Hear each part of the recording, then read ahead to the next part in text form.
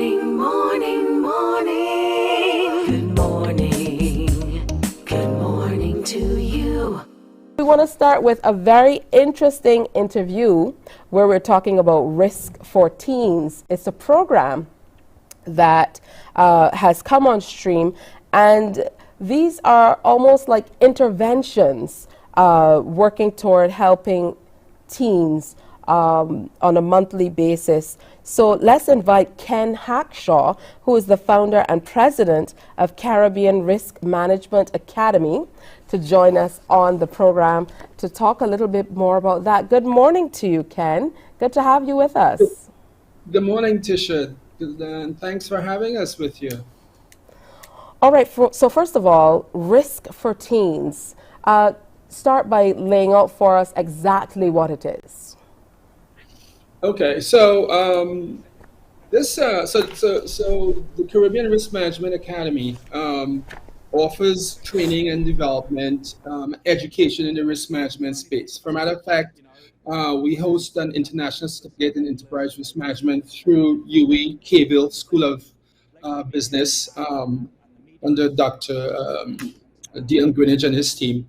And so as an extension of what we do for adults, for businesses, we recognize that the young population, kids, teenagers, are lacking certain cognitive skills, if I may call it cognitive skills. So one good example is the fact that experts in psychology say that we need to try and move kids from being the reassured child to be a resilient child. And that's the expert speaking. So I'm no psychology expert. I'm a risk management practitioner. And a big part of that is to change the mindset of the young ones, the future leaders. So about a year ago, we started doing what we call Risk for Teens, and we go into we invited to come into either schools or youth clubs and have like a 45-minute conversation with the teenagers about the fundamentals of risk management. All right, and that's the genesis of it. Yeah. Generally, that's funny because quite recently I read that there were a few states in the U.S. that banned trophies of participation. And I think that kind of summarizes exactly what you were talking about in terms of building resilient children instead of this just rewarding them for sometimes absolutely nothing. So let's talk specifically about the program and where the rubber, so to speak, meets the road. What exactly will be happening?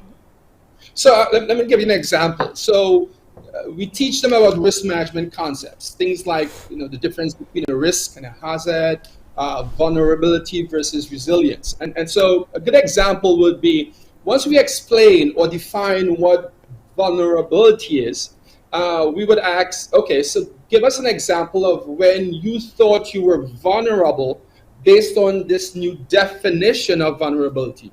So there's an old adage that goes, ignorance frequently begets confidence in the absence of knowledge.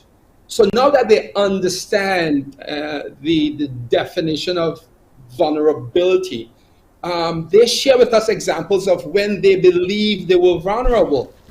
And so we have a conversation. So this is not necessarily a training moment with kids or a teaching moment. These are conversations we have with them. And so then we discuss, okay, if you believe you're vulnerable, what then can you do to make yourself less vulnerable? Maybe a bit more resilient.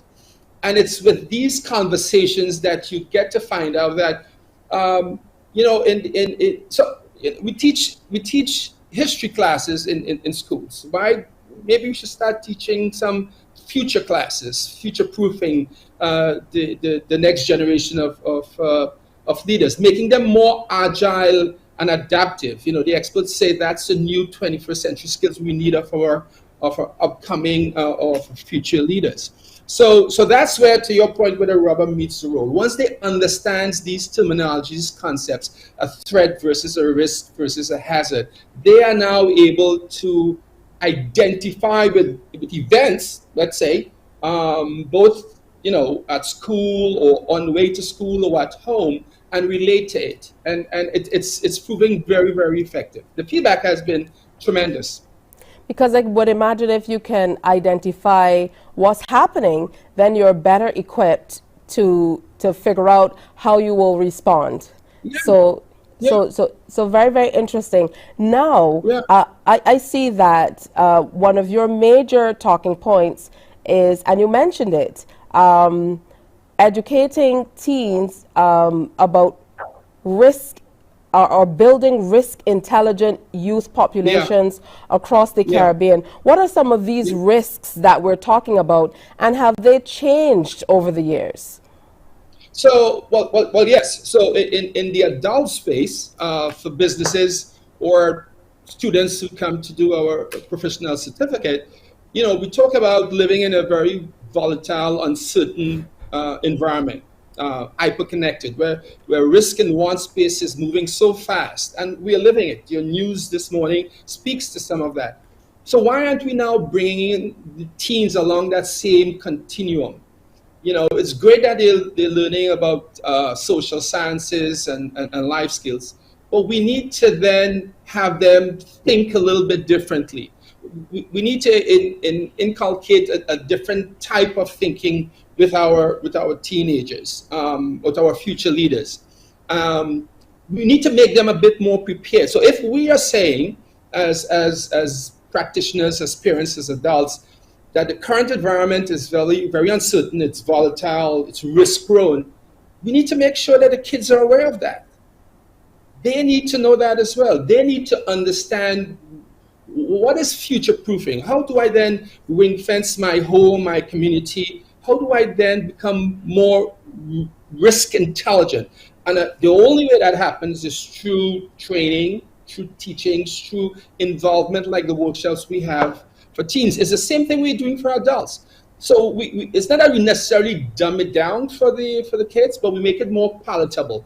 A colleague of mine who works with me, Miss Mira, she uses games, video games to where we could use some analogies with how you get ready, or how you act, or how you interact with other kids when you're playing games, and so that helps with their quick understanding of the terminologies and concepts. So it's to employ those types of training methodologies so that it's more palatable with them. But again, if nothing else, they need to be not as risk intelligent, but more risk intelligent than they are, because they're living in this same very uncertain, volatile, disruptive space that we as adults and professionals live and work in. Ken, it's a really thin line we're walking, because we still don't want to have our teens so scared about potential risks out there in the world that they're afraid to venture out. So how do you strike that balance?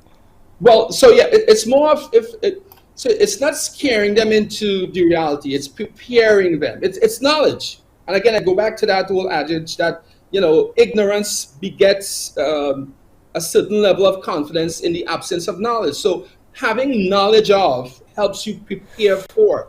And again, the way it's presented, it's not all doom and gloom, because with risk comes opportunity. And so we have those conversations with them. But in the absence of knowing what potentially could be around the corner, then you could run into problems with the teenagers. So it's not about warning them, but it's more of preparing them. And that's where the knowledge or the training and the concepts and the methodologies, the lessons learned with case studies into risk management. And again, it's made palatable for them. It's presented in a form and a fashion that they can relate to. But in the absence of that, how can we then prepare them to take over the businesses, the schools, the organizations? That needs to be part, I dare say, of the curriculum that they may be exposed to in primary, secondary school at certain levels, at certain phases, certain scales.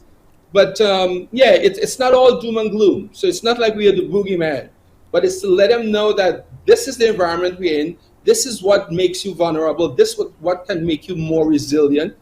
And it's just increasing their risk intelligent quotient. That's what it is, their risk intelligence. All right. How do we tap in? How do we benefit from what's being offered? And what shape do these interventions or these teaching sessions, what shape do they take? It's actually conversations. So as the pictures you were showing, we have conversations with, and you would be surprised once they understand, well, once they become knowledgeable. I don't necessarily like to use the word aware, but once they know what these terminologies, and I use the example of vulnerability. And so one of the teens was saying, when I was walking home from school, and they went on to explain certain things. And so then the question would be, do you consider that a risk? And so then obviously we would explain what risk literally means versus what a hazard or a threat means. So they know the difference. And in knowing that, they know then how to respond or to react. And so again, it's not we go with PowerPoint presentations. It's basic concepts with examples made relative and palatable to them, and then they start opening up and sharing with us what they believe that these terms may mean to them, and then if we need to correct them or expand on it. Okay. So it's a conversation, and it works beautifully.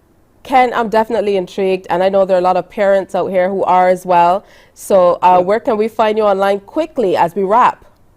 Yeah, so CaribbeanRiskManagement.com. All of the contact details are there, and feel free. And parents do come along with their kids in these sessions, and they are even more engaged.